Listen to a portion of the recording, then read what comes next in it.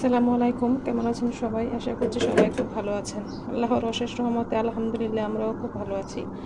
তো চলে আসলাম আরেকটি ভিডিও নিয়ে। তো এখানে সকালে নাস্তা করব। তো সকালে নাস্তা বানানোর জন্য এখানে আমি একটুখানি বিরিয়ানি করব, সকালে নাস্তা জটপট। তো এখানে একটু গরুর মাংস কেটে নিছি, অল্প একটু গরুর মাংস ছিল, ওইটা আমি ছোটো ছোটো করে পিস করে কেটে নিছি। তবে এখানে আলু তারপরে পেঁয়াজ মশলাটা একসাথে দিছি। এখন আমি চুলাটা ধরাই দিই। এটা এখানে আমি চালটা নিয়েছি, আর চালটার সাথে কিন্তু অল্প কিছু পরিমাণ মুগ ডাল দিছি। মুগ ডালটা দিলে না আমার কাছে অনেক ভালো লাগে, কার কাছে কেমন লাগে জানি না, আমার কাছে অনেক ভালো লাগে যে একটু বিরিয়ানির সাথে যদি একটু মুগ ডাল দাও, অল্প পরিমাণ একদম সামান্য আর কি।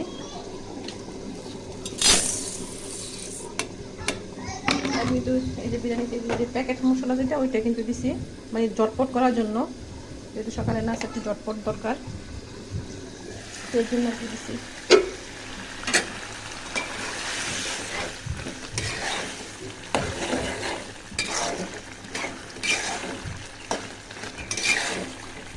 ভালো করে একটু কষলে তারপরে আমি চালটা দিয়ে দিব। মাঝে মাঝে ঝটপট কিছু খাবার তৈরি করতে গেলে কিন্তু এরকমই করি, যত তাড়াতাড়ি সময় বাঁচায় করানো যায়।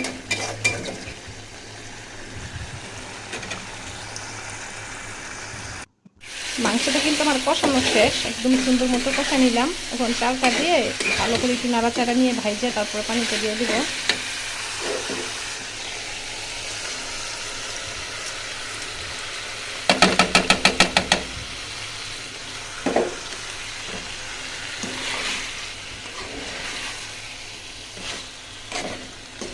যেহেতু আমার ছেলেটা মাদ্রাসা থেকে চলে আসবো নাস্তা খাওয়ার জন্য, সে কিন্তু নাস্তা খেতে আইসার বেশি দেরি করে না, বেশিক্ষণ হাতে সময় থাকে না, তো এই জন্য আসে আইসা ব্রাশ করে তারপরে বাচ্চা মানুষ তো খাইতে একটু সময় লাগে, টাইম লাগে আর কি, এই জন্য অনেক ঝটপট করতেছি।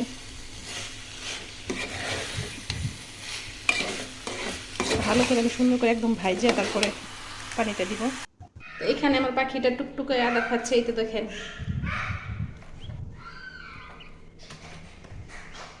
আগে থেকে এই মাশাআল্লাহ একটুখানি বড় হয়েছে, একটু ছোট আনছিলাম, একটু বড় হয়েছে এখন। তো এইখানে না যে একটু ছিঁড়ে গেছে নেটটা, এইখানে বাসায় ছিলাম না, গেটটা খোলা ছিল, তো কুকুর ঢুকছিল তখন আর কি ইয়া করে এরকম ছিঁড়া ফেলছে নেটটা।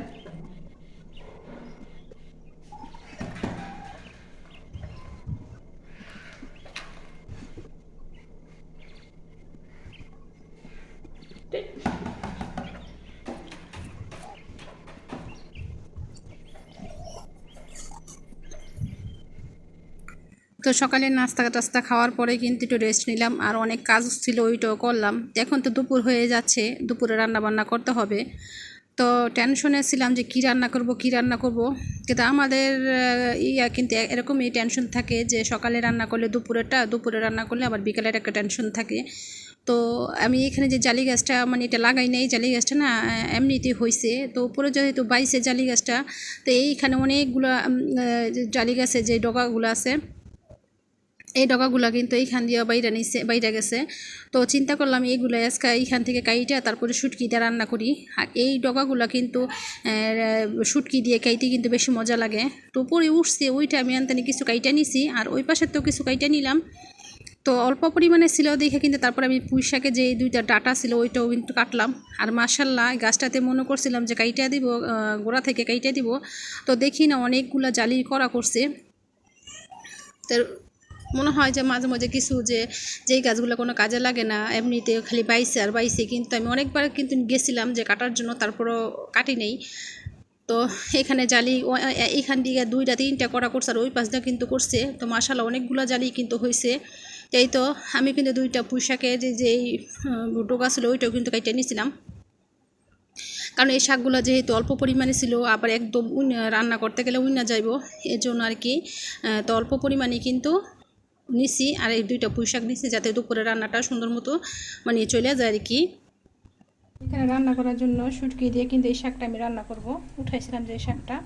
তো এখানে পেঁয়াজটা তারপরে শুটকিটা আমি কিন্তু একদম দিয়ে রাখছি। একদম সুন্দর করে দিয়ে তারপরে সে করে নিচ্ছি। এটা আমি একসাথে দিয়ে দেবো ভাজার জন্য।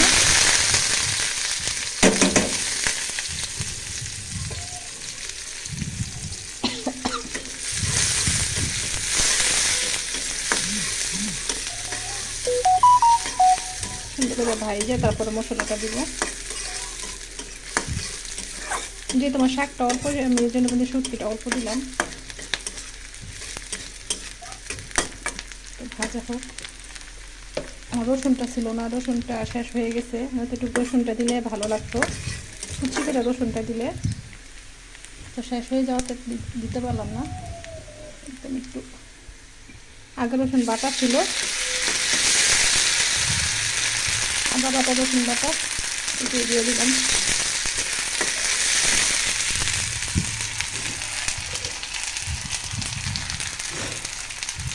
পানিতে দিয়ে দিই। তো শাকটা কিন্তু আমি দিয়ে দিচ্ছি, অনেকক্ষণ আগে দিয়ে রান্না করে কিন্তু নিচ্ছি। রান্নাটা প্রায় শেষ, আর বেশিক্ষণ লাগবো না।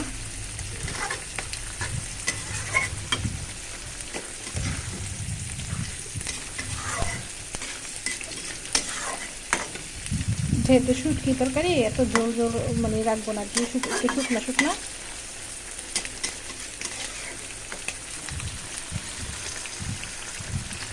আর এই পাশে কিন্তু আমি তরকারিটা রান্না করার জন্য মাছটা দিয়ে দিচ্ছি ভাজি, মাছ ভাজি করতে। আর আজকে উস্তা ভাজি করবো, এটা একটা দুপুরে রান্না বান্না হবে।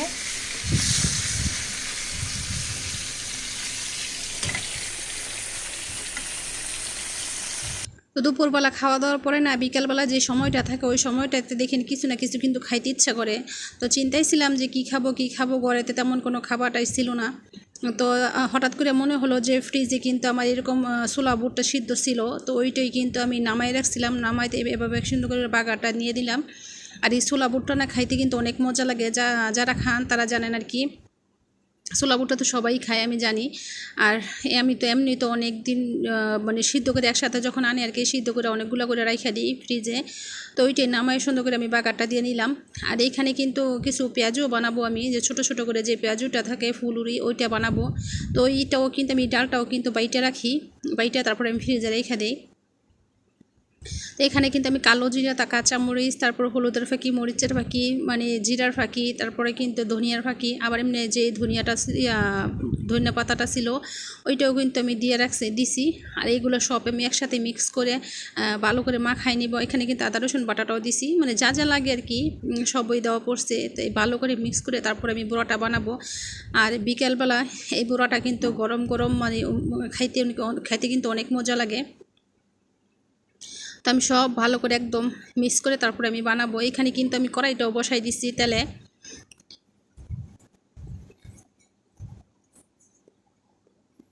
তো কড়াইটা কিন্তু আমি গরম দিয়ে দিছি। তো এখানে আমি সবগুলো মানে দিয়ে দিব, তাই তো আমি কিছু দিয়ে নিছি। তো এখানে মোচমোচা করে একদম ভাইজা নিব। বিকেলবেলা এইসব ভাজা পোড়া খাবার খাইতে কিন্তু মজা লাগে, এই জন্য প্রায় কিন্তু আমি করি।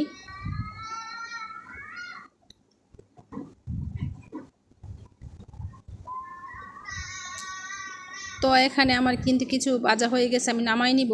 নামায় তারপর আমি আবার কিছু দিয়ে দিব। আর এই বড়াটার ভিতরে যদি পেঁয়াজের পরিমাণটা একটু বেশি দেওয়া পড়ে তাহলে খাইতে কিন্তু আর বেশি মজা লাগে। তো আমার পেঁয়াজটা কিন্তু একটু বেশি দেওয়া পড়ছে।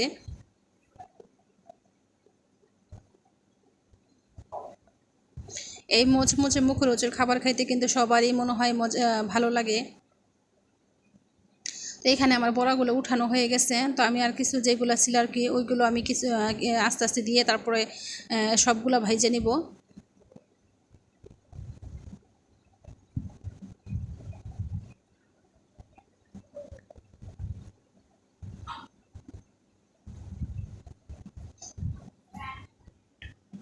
এতেও তেলে কিন্তু আমি সব দিয়ে নিতেছি আস্তে আস্তে।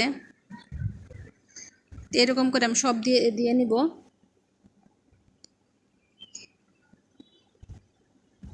আসলে কি ভাজা পোড়া খাবারটা কিন্তু সবারই পছন্দ, তো বেশিরভাগ মানুষই কিন্তু ভাজা পোড়া খাবারটা পছন্দ করে খাইতে। আর আমার তো ভাজা পোড়াটা অনেকই ভালো লাগে। আমাদের ঘরে কিন্তু সবাই মানে বাচ্চা থেকে ওর বাবা সবাই কিন্তু পছন্দ করে এরকম ভাজা পোড়া খাইতে। তো এইখানে যেগুলো দিয়ে দিছি ওইগুলো কিন্তু আমার হয়ে গেছে। তো এইগুলো কিন্তু আমি আস্তে আস্তে সব নামিয়ে তারপর আরও কিছু রয়েছে ওইটাও আমি দিয়ে দিব।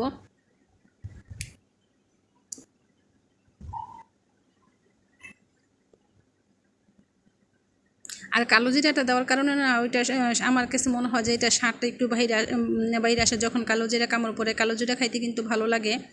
আমি কিন্তু প্রায় সময় কালো জিরা কোনো ভাজা পোড়া মানে করতে গেলে এরকম পেঁয়াজু তারপরে কিন্তু ফুলুরি মানে যাই কিছু করতে যাই মানে দেওয়ার চেষ্টা করি, যেটাতে দেওয়া যায় আর কি ওটাতে দেওয়ার চেষ্টা করি।